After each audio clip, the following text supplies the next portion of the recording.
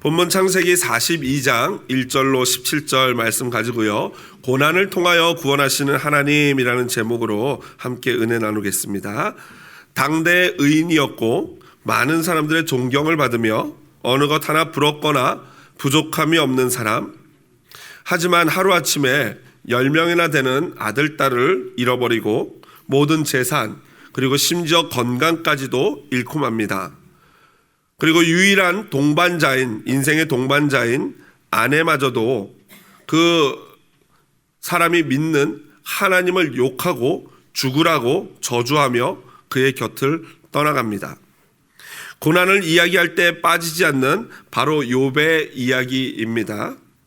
여러분, 욥에게 왜 이런 고난이 닥쳐왔을까요? 욥을 위로하기 위해서 각처에서 찾아온 3명의 친구들이 각자 지혜를 가지고 욥에게 닥친 고난에 대해서 해석을 해줍니다. 이유를 말합니다. 어떤 친구는 죄 때문이다. 네가 죄가 있으니까 이렇게 하나님께 벌을 받는 것이다. 어떤 친구는 하나님이 너를 더욱더 순결하게 정금과 같이 만들려고 하시는 것이다. 어떤 친구는 아니다. 하나님이 너를 다루시고 훈련하시는 것이다. 물론 부분적으로는 이 모든 친구들의 고난에 대한 의견이 옳습니다. 고난을 때로는 하나님은 죄 때문에 고난을 허락하시기도 하고 순결하게 하시기 위해서 고난을 주시기도 합니다. 때로는 훈련을 위해서 고난을 주십니다. 모두 맞습니다. 그러나 이것이 고난에 대한 전체 해답은 아닙니다. 오히려 이러한 친구들의 이야기는 욥에게 위로는커녕 아무런 도움도 주지 못하고 욥이 겪는 고난에 대한 해답도 주지 못했습니다.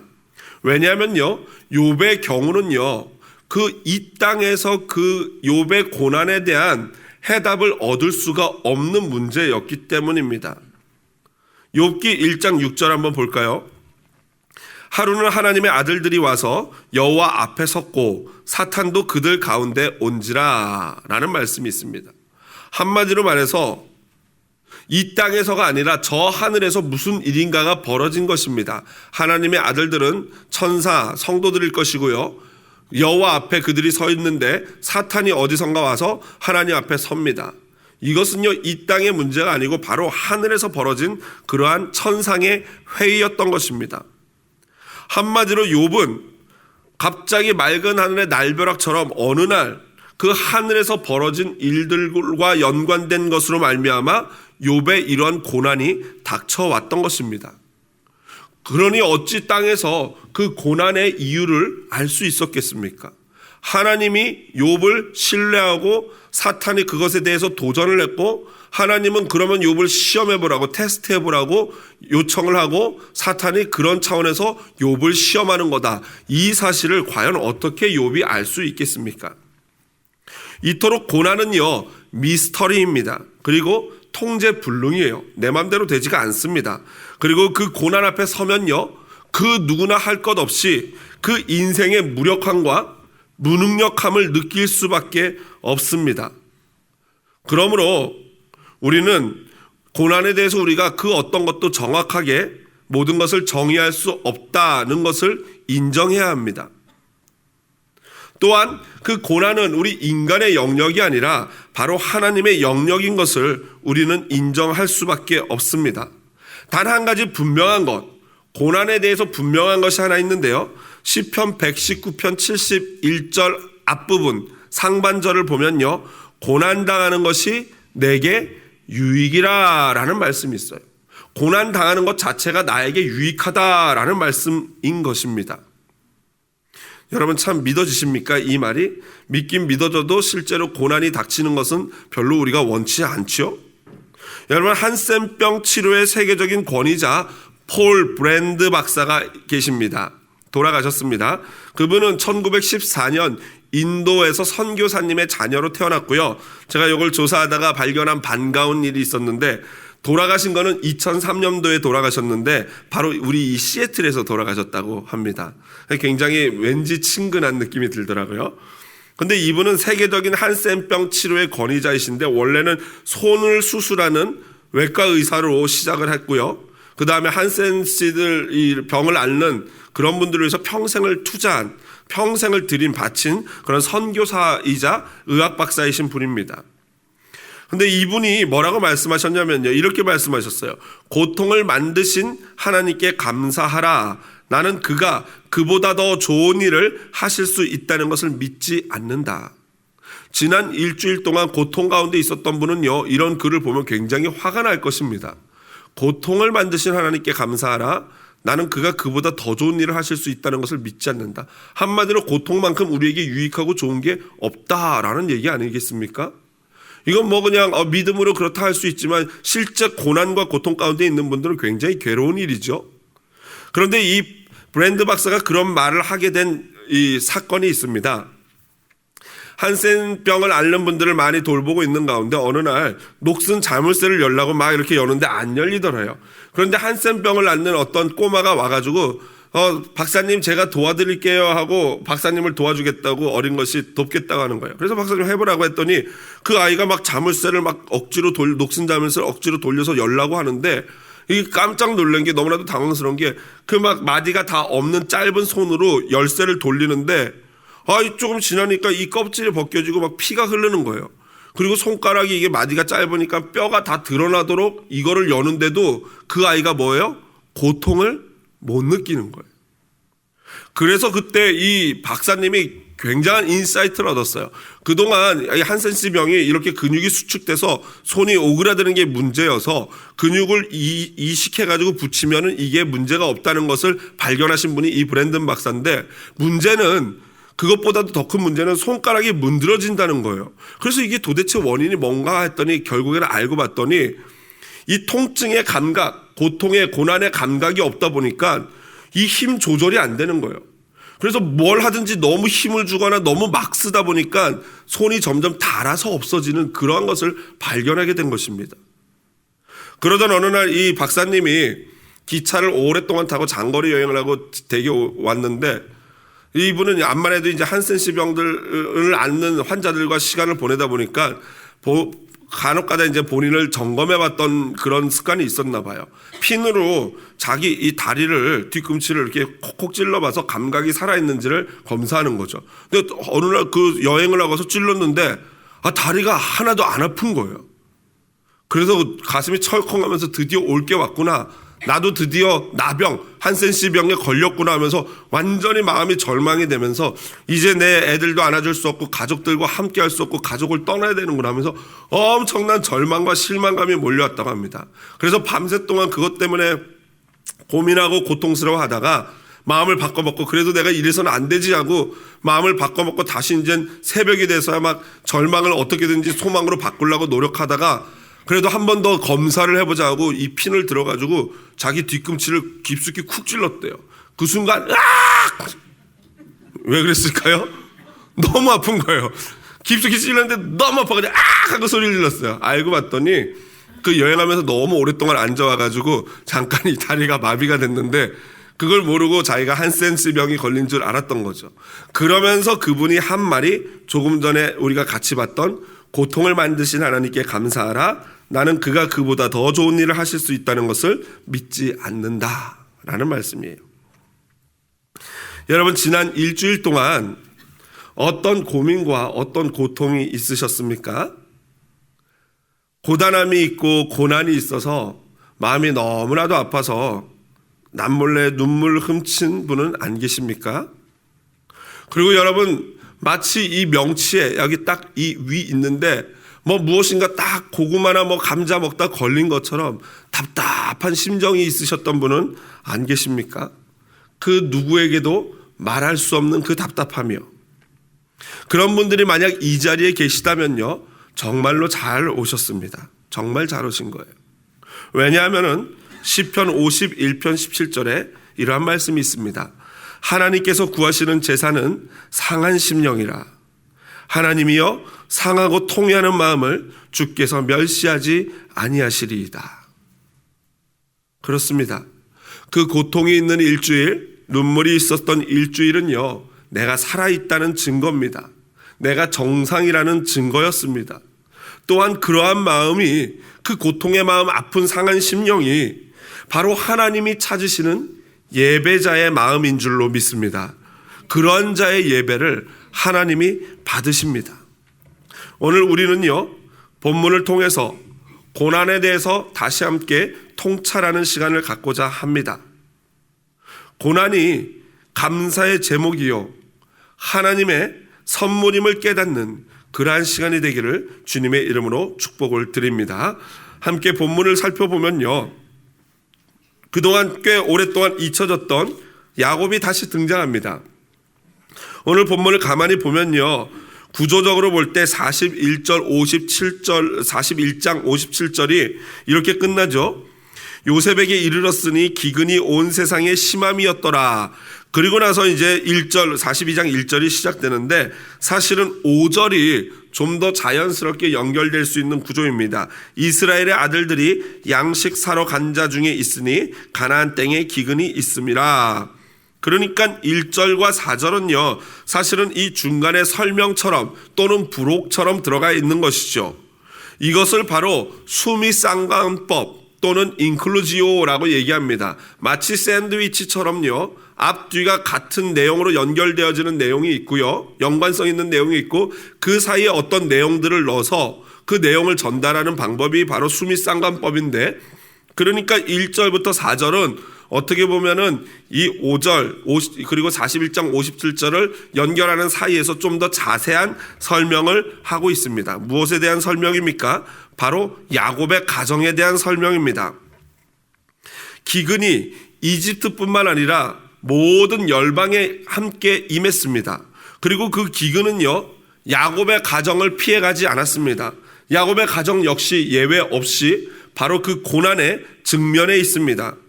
야곱의 가정에도 고난이 찾아왔고요, 그 야곱의 아들들은 서로 수수방관하며 그저 서로의 얼굴만을 바라보고 있을 뿐입니다. 여기 보니까 42장 1절에 보니까 야곱이 아들들에게 호통을 치죠. 너희는 어찌하여 서로 바라보고만 있느냐.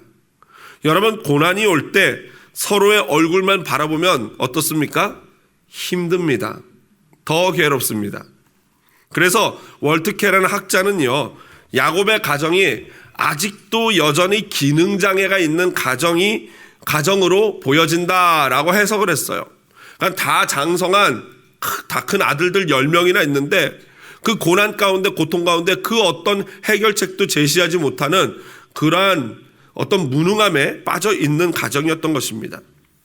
바로 이러한 본문에 나오는 이 야곱의 가정에 임한 이 고난을 통해서 우리가 첫 번째로 배울 수 있는 고난에 대한 교훈이 있다면요, 아무리 믿음의 가정이라 할지라도 인생에 들이운 고난의 짐을 벗어날 수는 없다라는 것입니다. 고난은요, 믿는 가정이든 믿지 않는 가정이든 다 찾아온다라는 겁니다. 왜 그렇습니까? 창세기 3장 17절입니다. 다 같이 화면 보시면서 같이 한 목소리를 읽어보겠습니다. 아담에게 이르시되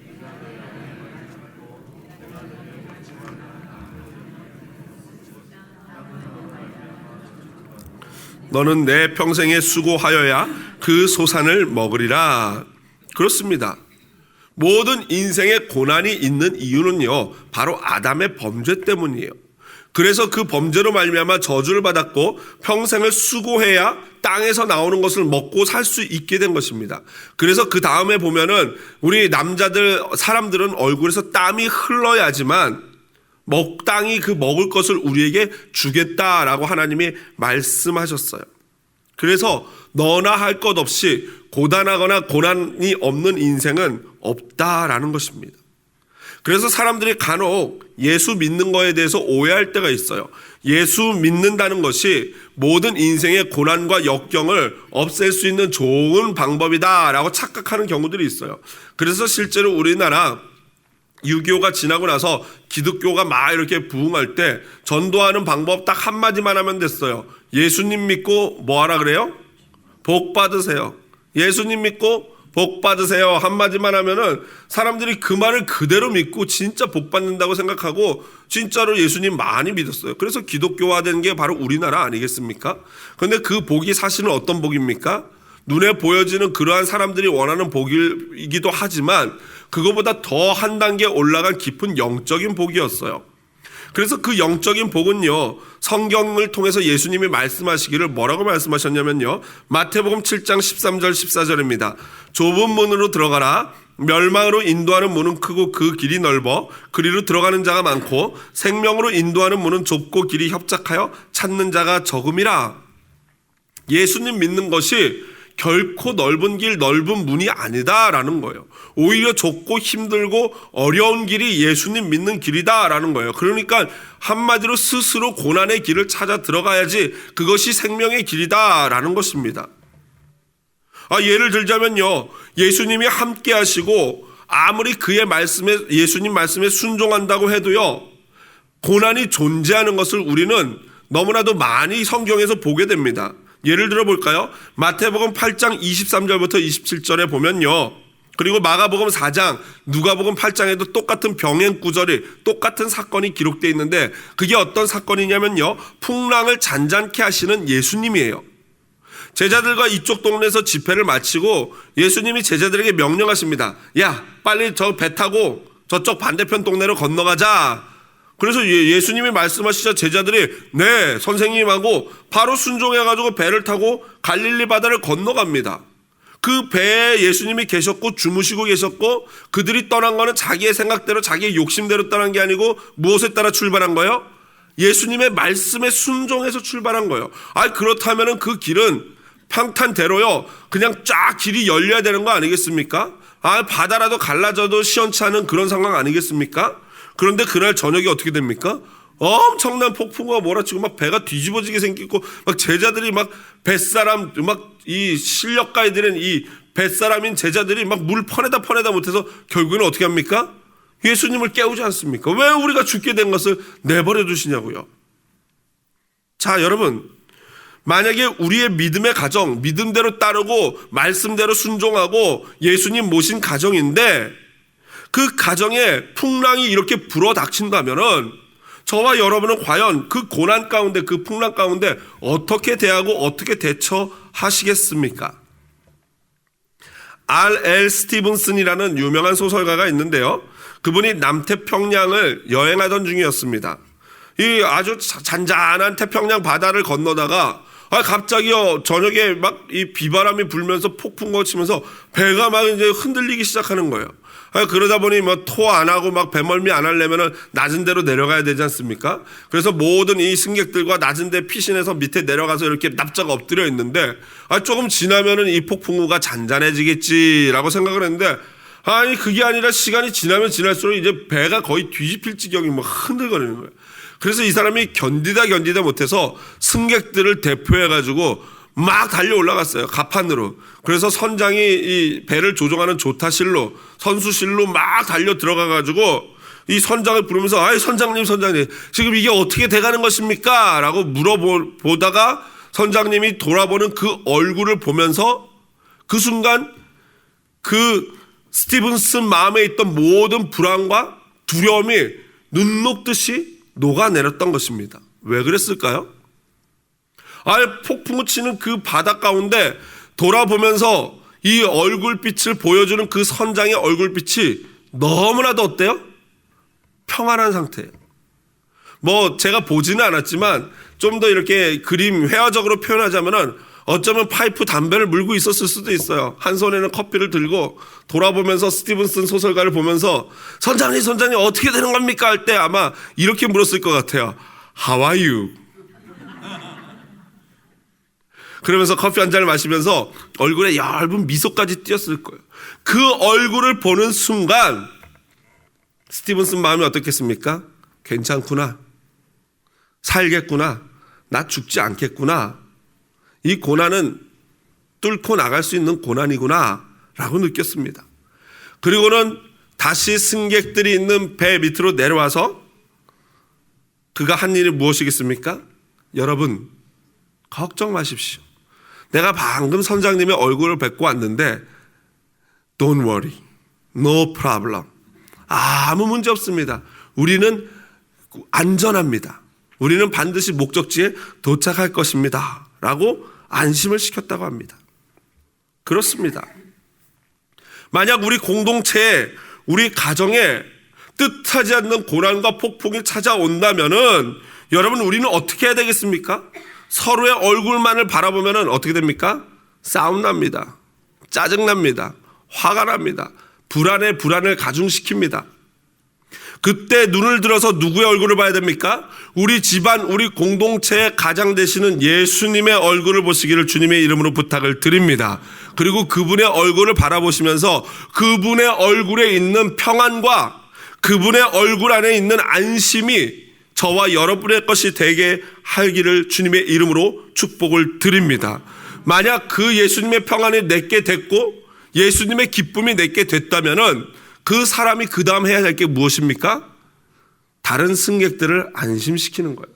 남편이 먼저 예수님의 얼굴을 봤다면은 아내와 자녀들의 마음을 안정시키면 됩니다. 괜찮아요. 걱정 마세요.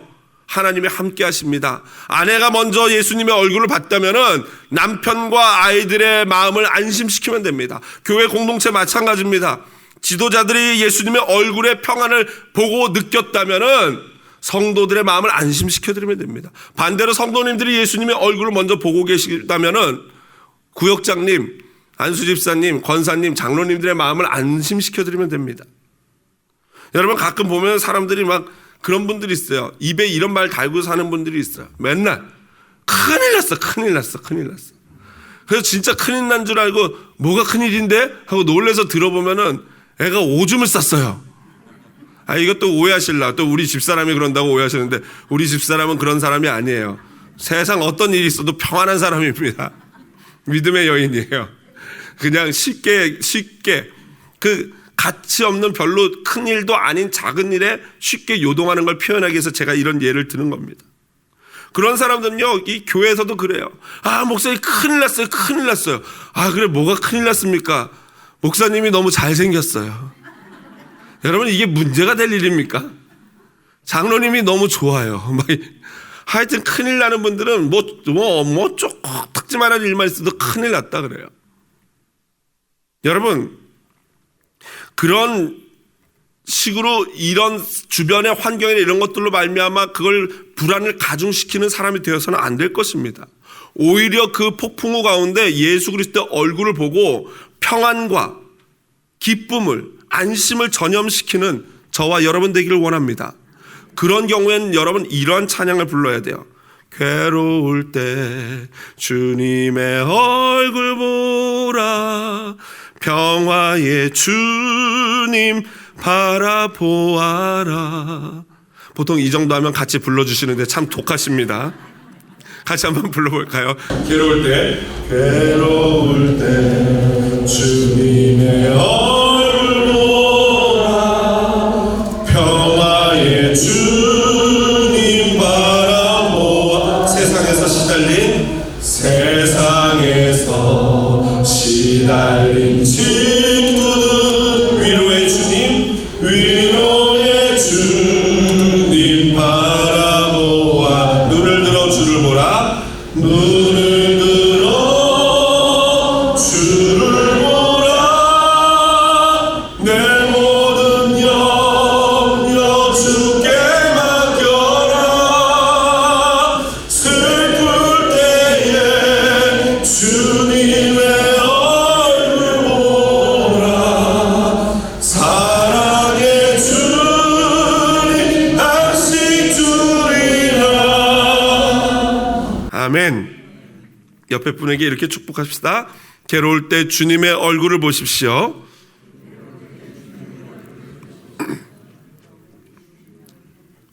오늘 본문에서 고난이 주는 두 번째 교훈이 있습니다. 그것은 뭐냐면요, 고난이 있어야 요셉을 만날 수 있습니다. 여러분, 만일 야곱의 가정에 기근이 닥치지 않았다면은 이 요셉과 형들이, 또 야곱과 요셉이 다시 만날 수 있었을까요? 없었을 것입니다. 그러면 요셉을 만나지 못한다면은 야곱과 그의 아들들이 구원받을 수 있었을까요? 구원도 받지 못했을 것입니다. 요셉에게 있어서 고난이라는 것이요, 요셉의 꿈을 이루는 도구와 과정이었다면은 이제 형들에게 있어서 오늘 본문부터 형들이 이제 요셉을 통해서 고난을 받게 되죠. 형들이 요셉을 통해서 받게 되는 그 고난은요, 꿈을 이룬 요셉을 만나는 과정이요, 도구입니다. 여러분, 오늘 본문을 보면요, 10명의 형제가 베냐민을 제외한, 요셉의 동생인 베냐민을 제외한 10명의 형들이 요셉을 찾아왔습니다. 6절에 보니까 20년 만에 만난 요셉을 형들은 못 알아보고, 6절 마지막 부분에 보면 요셉의 형들이 와서 그 앞에 땅에 엎드려 절하매. 드디어 요셉의 꿈은 이루어졌습니다. 20년간 품었던 그 꿈이 이루어지는 순간입니다. 형들은 요셉을 못 알아봤어요. 왜요? 20년이라는 시간이 흘렀고 요셉의 외모는 상당히 변해 있었습니다. 이집트 사람들의 외모는 어떻습니까? 머리며 수염이며 다 이렇게 깎지 않습니까? 거기다가 눈 보면 이렇게 왜 까만색으로 이상하게 오늘날 이렇게 아이 이렇게 하듯이 이렇게 눈두덩이 이렇게 칠해놓지 않습니까? 거기다가 막 금사슬 메고 있고 영화 같은 데 보면 막 우통 벗고 있지 않습니까? 거기다가 이거 반지는 이따만한 거 바로 반지 끼고 있고, 말은 어떤 말을 씁니까? 히브리 말이 아니라 애굽어 말을 씁니다. 그러니 형들은 당연히 요셉을 알아볼 리가 없죠. 왜냐하면 우리가 상인한테 팔아넘긴 요셉이 애굽의 총리 자리에 와 있을 리가 없지 않습니까? 당연히 못 알아보죠. 하지만 요셉은 단번에 형들임을 알아보았습니다. 왜요? 그들의 언어가 하나도 변하지 않았습니다. 외모가 물론 주름살이 늘고 나이는 들었지만 계속 기르던 수염, 그리고 입던 옷들 하나도 변하지 않았습니다. 말은 여전히 계속 히브리어를 쓰고 있습니다. 그런데 요셉이 궁금해집니다. 외모가 변하지 않고 변하지 않아서 알아볼 수 있는 건 좋은데, 문제는 그 형들, 20년 전에 자기를 아주 무자비하게 팔아넘기던 그 형들의 내면까지도 변하지 않고 그대로 있다면 문제가 됩니다. 그래서 요셉은 그 형들의 마음을 시험하기로 작정을 합니다. 만감이 교차하고 많은 생각이 떠오릅니다. 만약 형들이 옛날 그 형들로 그대로 남아있다면 나는 어떻게 해야 할까? 그래서 9절에 보면요, 요셉이 그들에게 대하여 꾼 꿈을 생각하고, 이게 그겁니다. 내가 꾼 꿈을 말했을 때 형들이 시기하고 질투하고 자기를 팔아넘겼던 그 형들로 그대로 있다면 안 되지 않겠습니까? 그래서 시험해보기로 작정을 하고 일부러 엄하게 말하고 형들을 정탐꾼으로 몰아붙입니다. 그리고 심지어 3일 동안 형들 다 10명을 감옥에다 가두어 버립니다. 형들에게 고난이 닥쳤어요. 그런데 지금 이것은 아무것도 아닙니다. 다음 주, 다다음 주 살펴보면은 더 말도 안 되는 누명과 고난을 당하면서 아무리 애걸하며 변호하고 우리는 정탐꾼이 아니에요, 제발 살려주세요, 우리가 안 가면 우리 자녀들이 굶어 죽습니다 라고 아무리 애걸복걸해도 들어주지 않습니다. 그런데 여러분, 형들이 알았을까요? 자신들의 구원을 위해서는 반드시 이 고난의 시간, 이 고난의 시험을 거쳐야 한다는 것을 말입니다. 요셉은요, 고난의 잔을 다 마셨어요. 형들로 말미암아 발생됐던 그 고난의 시간, 고난의 십자가, 고난의 잔을 다 마셨고 이제 꿈이 이루어졌어요. 이제는 누구 차례입니까? 형들이 고난을 받아야 될 시간이 온 것입니다. 여러분, 여기에 놀라운 신학적 비밀이 있습니다. 요셉은 누구의 모형이라고 말씀드렸습니까? 예수님의 모형이에요. 다시 말해서 요셉의 모습에서 예수님의 그 모습을 발견할 수 있다라는 겁니다. 한마디로 요셉이 고난받음으로 말미암아, 요셉이 고난받고 총리가 되어서 온 세상을 구원하지 않습니까? 그거와 마찬가지로 예수님께서는 예수님의 고난, 예수님의 그 고난의 잔을 마심으로 말미암아 온 세상을 구원하시게 된 것이에요. 그래서 예수님은 십자가의 고난으로 이 잔을 내게서 옮겨주시옵소서라고 기도했지만 결국에는 그 고난의 잔을 다 마시고 결국에는 구원을 이루어 놓으셨어요. 십자가 갈보리산 언덕에서 십자가 위에 고난이라는 객관적인 이 구원의 사건을 완전히 이루어 놓으셨습니다. 이제부터는 무엇이 문제냐면 객관적으로 완성되어진 이루어진 이 십자가의 구원, 요셉이 이룬 그 구원의 꿈을 함께 누리기 위해서는요, 각자의 고난의 잔을 마셔야 되고 각자의 십자가를 져야 한다라는 것입니다. 그래야 요셉이 이뤄놓은 그 객관적인 구원이 요셉 것만이 아닌 누구 거가 돼요? 나의 것이 되는 거예요. 형들 것이 되는 거예요. 앞으로 벌어질 고난 가운데 이 형들의 마음이 어떻겠습니까? 너무 억울한 고난 아니겠습니까?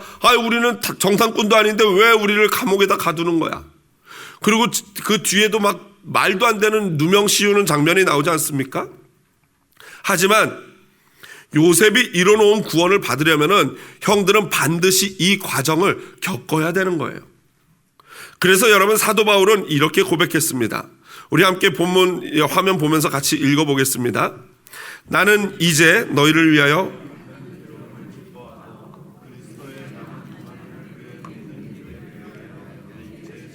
그렇습니다. 사도 바울은요, 오히려 고난을 기뻐한다 그랬어요. 그리스도를 위하여 남은 고난을 내 육체에 채운다. 그 비밀을 안 거예요. 예수님은 예수님 몫의 고난을 받으셨고 그걸로 우리의 구원을 이루어 놓으셨지만, 그 예수님이 이루어 놓으신 구원을 우리가 누리려면 나도 나의 십자가를 지고 예수를 따라야 할 줄로 믿습니다.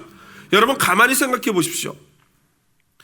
여러분의 가정, 저와 여러분의 가정, 나의 개인적인 삶에 닥쳤던 고난, 그 어려웠던 시기가 있었을 것입니다. 과거가 되신 분이 있고 현재 그 고난의 시간을 보내는 분도 계실 것이고, 또 앞으로도 우리 각자에게 크고 작은 고난들이 닥쳐올 것입니다. 그런데 그 고난 가만히 생각해 보십시오. 그 고난의 시간을 통해서 하나님이 저와 여러분의 삶과 가정에 이뤄놓으신 것이 무엇입니까? 가만히 생각해 보십시오. 여러분, 고난이 없었으면은 예수 그리스도를 알았겠습니까? 몰랐겠습니까? 여러분, 이민사회 가만히 생각해 보십시오. 이민사회는요, 한국 사회에 비해서 이 복음화율이 굉장히 높습니다. 무슨 말입니까? 그냥 이민사회에 있는 우리 한국인들 만나서 좀만 얘기하다 보면 다 종교가 뭐예요? 기독교인 경우가 많습니다. 왜 그렇겠습니까? 이민이라는 자체가 뭐예요? 고난이에요. 자기 동포를 떠나서 말 통하지 않는 또 다른 문화에 와가지고 삶을 살아간다는 것 자체가 얼마나 눈물 없이는 살아갈 수 없는 고난의 시간 아니겠습니까? 그 고난의 시간이 있다 보니까 이민사회에 있는 많은 분들이 누굴 믿는 거예요? 요셉을 만난 거예요. 요셉. 누굽니까? 예수님이요. 예수님을 만나게 된 것입니다. 말씀을 마무리합니다. 그래서 시편 기자는요, 아까 말씀드렸죠. 시편 119편 71절 앞부분에는요, 고난당한 것이 내게 유익이라 라고 말했고요, 그 다음에 마지막 통찰력 있게 그 이유를 말하고 있어요. 우리 다 같이 한번 제가 고난당한 것을 읽고 나면 여러분들이 이로 말미암아 읽으시면 되겠어요. 고난당한 것이 내게 유익이라. 그렇습니다. 여러분, 이게 무엇입니까? 이게 바로 지금 제가 얘기한 거예요. 고난당한 것이 내게 유익이에요. 왜요? 그 고난으로 말미암아 내가 주의 율례가 무엇입니까? 하나님의 말씀이거든요. 여러분, 그리고 말씀은 또 무엇입니까? 말씀이 육신이 되어 이 땅에 오신 그분이 누구예요? 그렇습니다. 예수님, 지저스예요. 말씀 덩어리. 다시 말해서 고난을 당함으로 말미암아 요셉이신 예수 그리스도를 저와 여러분이 믿고 알게 된 줄로 믿습니다. 그러므로 고난이 유익인 것이에요. 고난이 없으면 예수를 만날 수가 없어요. 분명히 우리가 알 수 있는 것은 고난에 대해서 왜 고난이 있는지 그 원인도 알 수 없고 도대체 이 사람이 뭘 잘못했는지 알 수 없지만, 분명한 사실 한 가지는 고난이 내게 유익이라는 것, 그리고 그 이유는 내가 그 고난으로 말미암아 예수님, 요셉 되시는 예수님을 만날 수 있었다는 것. 이제는 그래서 고난 가운데 서로의 얼굴을 쳐다보는 게 아니고 누구의 얼굴을 보게 됩니까? 예수 그리스도의 얼굴을 보게 될 줄로 믿습니다. 과거에는요, 고난이 있으면 내 힘, 나랑 친한 사람의 능력 또는 내 경험, 그런 것들을 의지하고 그런 것들을 쳐다봤다면은, 이제 고난이 지난 지금은, 또는 고난 중에 있는 지금은 풍랑 가운데 유일하게 흔들리지 않는 평안을 주시는, 선장되시는 예수님만 바라보는 저와 여러분 되기를 주님의 이름으로 축복드립니다. 이것이 복입니다. 그래서 고난 당하는 것이 내게 유익인 것입니다. 구원을 이루는 요셉을 만나는, 즉 예수님을 믿을 수 있는 유일한 방법, 고난 당하는 것 기쁨으로 감당하는 저와 여러분 되시기를 주님의 이름으로 축복드립니다.